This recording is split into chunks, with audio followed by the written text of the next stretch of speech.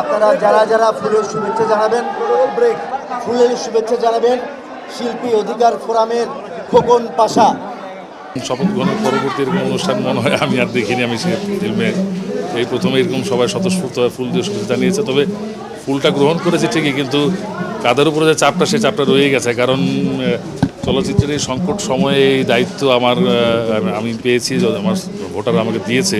সেই দায়িত্ব যদি আমি নিষ্ঠায় এবং ইমানদারের সহিত পালন করতে না পারি, তাদের দুঃসময়ে যদি তাদের পাশে যথাযথভাবে পদক্ষেপগুলো নিয়ে কাজ করতে না পারি, তখন সেটার জন্য আমার জন্য বড় ব্যর্থতা হবে এবং সেই চাপটা আমি অনুভব করছি। এবং আমি আল্লাহর কাছে দোয়া আছে যে আল্লাহ যাতে আমাকে রহমত দান করেন এবং শক্তি দেন, যাতে আমি তাদের পাশে থেকে তাদের দাবি দেওয়াগুলো সঠিকভাবে আদায় করতে পারি এবং তাদের পাশে সারা জীবন থাকতে পারি। ফুলের মালা তো যারা পরে তারা সার্থক মানুষ। আমি তো শুরু করলাম মাত্র, এখনও সার্থকতা পাইনি। যেদিন আমি সার্থক হব সেদিন ফুলের মালা পাবো। কাজ তো ফাইন্ড আউট করতে হবে আপনাকে শিল্পীদের সাথে আলাপ আলোচনার মাধ্যমে। সো প্রথম মাসটা আমি চিন্তা করেছি যে মেজরিটি সংখ্যক শিল্পী যারা এখন কর্মহীন আছেন তাদের সাথে আমি বসবো, কথা বলবো এবং তাদের যে সংকটটা সেটা প্রথমে শুনবো। তারপরে কর্মপন্থা আমার ঠিক করা আছে আগে থেকে একটা, যেটা আমি নিজে উপলব্ধি করেছি এতদিন।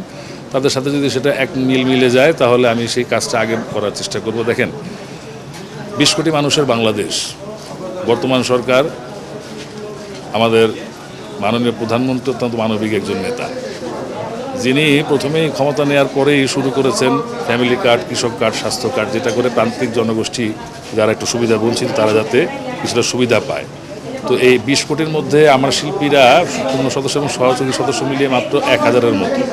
তো আমি আবেদনটা করব সরকার প্রধানের কাছে এবং সংশ্লিষ্ট মন্ত্রণালয়ের কাছে, যেহেতু এখন আমাদের শিল্পীদের একটু কর্মহীন জীবনটা একটু কঠিন যাচ্ছে, সেই জায়গাটায় তারা আমাদেরকে এই ধরনের আর্টিস্ট ফ্যাসিলিটিস কার্ড দিয়ে যদি আমাদেরকে হেল্প করে, তাহলে আমাদের শিল্পীদের এখনকার মানে রানিং যে প্রবলেমটা সেটা কিছুটা লাঘব হবে। দীর্ঘমেয়াদী যে পরিকল্পনা সরকার গ্রহণ করবে এবং চলচ্চিত্র সংশ্লিষ্ট বোদ্ধা ব্যক্তিরা গ্রহণ করবে চলচ্চিত্রের উন্নয়ন কল্পে এবং চলচ্চিত্রের সংখ্যা বাড়ানোর কল্পে, সেই কল্পে আমরা শিল্পী সমিতি সবাই একসাথে কাজ করবো এবং তাদের সাথে সহযোগিতা থাকবো।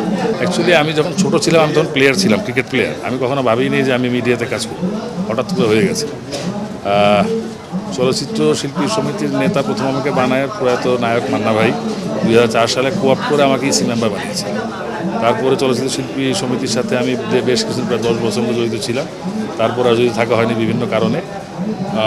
এবার আপনারা জানেন যে 2024-এর 5ই আগস্টের পট পরিবর্তনের পরে অনেককেই আমরা চলচ্চিত্র শিল্পী সমিতির দায়িত্ববান অনেককেই আমরা পাচ্ছিলাম না দায়িত্ব সঠিকভাবে পালন করার জন্য। ঠিক সেই মুহূর্তে আমি কার্যকরী পরিষদের কেউ না হয়েও আমি চেষ্টা করেছি শিল্পীদের সুযোগ সুবিধা শুনে তাদের সেগুলো লাঘব করার জন্য। তখন অনেকে আমাকে বললো যে ঠিক আছে, যখন তুমি এটা করতেই আছো তাহলে ওয়াই নট, তুমি প্রেসিডেন্ট হয়ে তুমি দায়িত্ব নিয়ে আরও বৈধভাবে দায়িত্ব নিয়ে তুমি কাজগুলো করো, তাই দায়িত্ব নেই। মান্না ভাইয়ের ভক্তদের উদ্দেশ্যে বলবো, মান্না ভাই যখন ছিল তখন চলচ্চিত্র অনেক সমৃদ্ধ ছিল। আজকে মান্না ভাই নাই তাই বলে আপনার ছবি দেখবেন না, সিনেমা হলে যাবেন না, তা কিন্তু ঠিক নাই। তা মান্না ভাইয়ের আত্মা কষ্ট পাবে। তার রেখে যাওয়া তার প্রিয় এফডিসি, তার প্রিয় চলচ্চিত্র আগের মতো মুখরিত করার জন্য আপনারা সিনেমা হলে যান, সিনেমা দেখেন। আমরা বেশি বেশি সিনেমা বানাবো, আপনারা বেশি বেশি সিনেমা দেখবেন।